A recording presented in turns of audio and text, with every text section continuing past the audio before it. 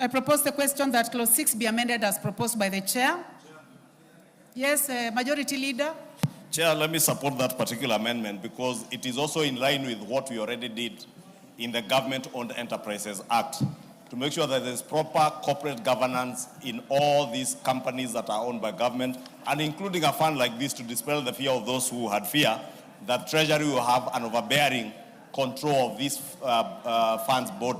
The board will now elect their own chair, not unlike before where they would be nominated by the Cabinet Secretary and appointed by the Cabinet Secretary, and I support. Thank you. Honorable Makali Mulu. You have no issue. The Honorable Professor Oundo. Chair, I support, and as I support Honorable Chair, allow me to commend the committee and the Majority Leader that at least they listened to the concerns we raised, and they have literally done justice to the bill, and we continue doing justice to the bill.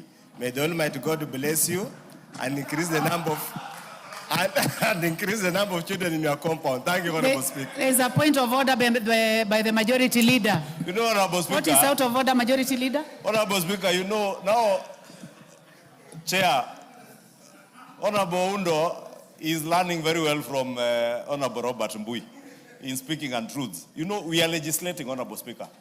And if Honorable Undo listened, and I remember I was reacting to something that had been raised by the Honorable Makali Mulu yesterday or the day before, I did aver that those who had cared to read the committee's report, many of the issues that people were speaking to had already been covered by amendments proposed by the committee, because the committee had done a very rigorous public participation exercise and engaged with stakeholders. And all the issues actually, and I may dispel your fears, Honorable Makali, all the issues you spoke to, the public had spoken to them, other stakeholders had spoken to them, and they were covered by the amendments by the committee. And therefore, the Honorable Oundo is out of order to be saying that we are now listening, because, you know, Honorable Chair, why I'm saying we need to be careful, the things we say here. In 2024, during the finance bill, if you remember, Kenyans told us, do not amend, reject, because Kenyans did not understand the process of lawmaking. That the bill comes, goes for public participation, then amendments come. And we have a duty and an obligation, Honorable Undo, to keep educating and informing Kenyans that when amendments come, the final product is what matters, not what was. Thank you. You know, the Majority Leader was on a point of order, so I cannot stop him. You have been mentioned. Honorable Makali Mulu. So what is out of order, Honorable Makali Mulu? You know, Honorable members, I would like us to make progress on the bill. Honorable Chair, we actually want to make progress. And that's why I was saying, Honorable Chair, if anybody listened to us yesterday as we were debating, we did say the best thing which would have been done to this bill was the redrafting. And that's why I'm thanking the Majority Leader, because if you look at the main amendments they have done, they have moved to that direction. And what we are doing is, we are trying to help you make the bill better. Anytime we say we want to contribute, these amendments confirm that you have listened to us. There are so many to our bill. And that's why we are saying, give us a chance so that where there are small gaps, we contribute. Thank you. You have made your point. I think that's a positive comment. May I go ahead and put the question? Chair, I don't want to lock you out. Make it quick, Chairman.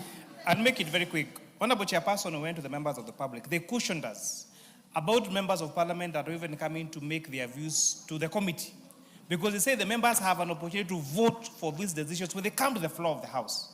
So I want to say that although I appreciate the kind remarks we made by Dr. Undo and Professor Makali Mulu, the amendments we brought to this, we're bringing today, are views from the 30 counties that we visited from the members of the public. Because those people don't have a chance to come and vote for these matters at this House. So public participation is not at this House. It happens outside this House. Our work is to vote for the report made by the committee. Thank you, Honorable Chair. Thank you, Chair. I now put the question that clause 6 be amended as proposed by the Chair. Will as many as of that opinion say aye? Aye. Will as many as of a contrary opinion say nay? The ayes have it. I now put the question that clause 6 as amended be part of the bill. Will as many as of that opinion say aye? Aye. Will as many as of a contrary opinion say nay? The ayes have it. Honorable members, before we proceed, I would like to recognize students seated in the speakers gallery this afternoon, students from St. Mary's, Magdalene Girls from Runyenjes constituency, Embu County.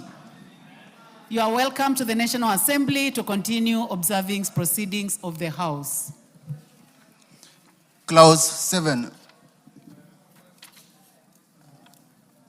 I propose the question that Clause 7 be part of the bill. Chairman.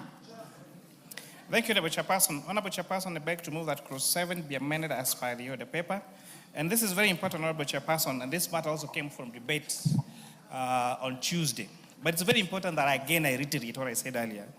That this particular, just for comfort of members, this particular amendment was seeking to, the current bill reads that for you to qualify to be a chairperson of the board or a member of the board, you need to have served in senior management of leadership position for a period of 15 years.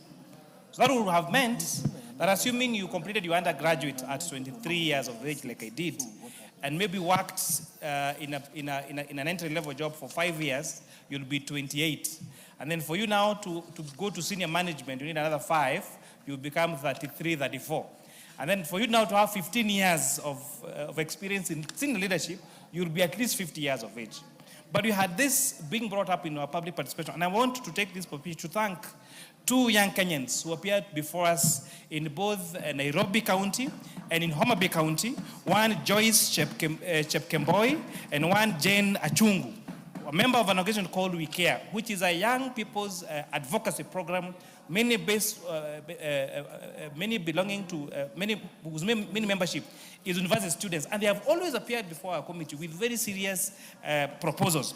They were the first one to point this out, to point the edges to us, and that's why we accommodated that in our report. And now we are now seeking to amend that to read that for you to be a chairperson or to be a member of the board, you have to have at least 10 years professional experience in infrastructure development, infrastructure finance, project finance, public finance, economics, engineering, risk management, or related field. This at least gives people who have had an experience of at least 10 years a chance to be board members or the chairperson of this particular fund.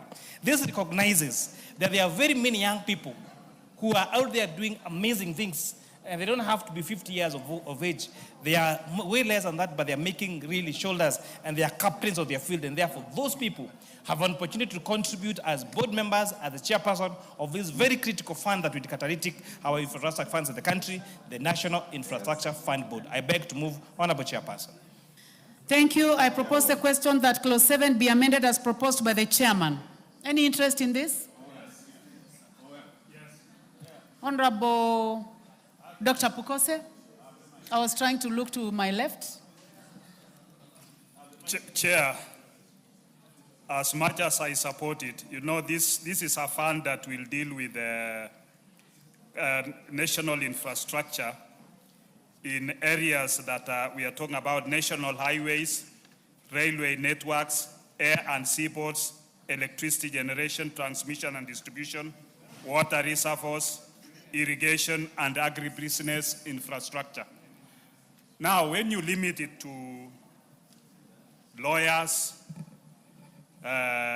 people of finance, public finance, economics, engineering, and related fields, do you mean that doctors are not qualified in this area? Because I tend to think that at times we do a law that favors maybe the drafters, because most of these laws are drafted by lawyers. So you'll find that you are putting there how qualified is a lawyer compared to a doctor in as far as infrastructure or even agricultural field is concerned. Honorable Dr. Pukose, the majority leader says he would like to inform you. Would like to be informed? Yes, you may proceed, majority leader. Honorable Chairperson, I want to inform Honorable Pukose, Dr. Pukose.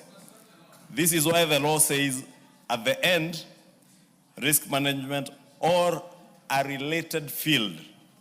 Because you may be building a level 7 hospital, for instance, or a bioengineering facility to produce medical equipment, and that will require probably a biomedical person. That is why that other last bit is a related field.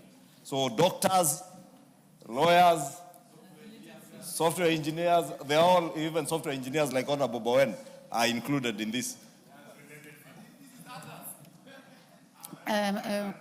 Chairman? Oh, the Honorable Bayer. The Honorable Bayer was ahead of you, Chairman. Yes, thank you. Of course, he has finished. He has stated what he wanted to say. For the purpose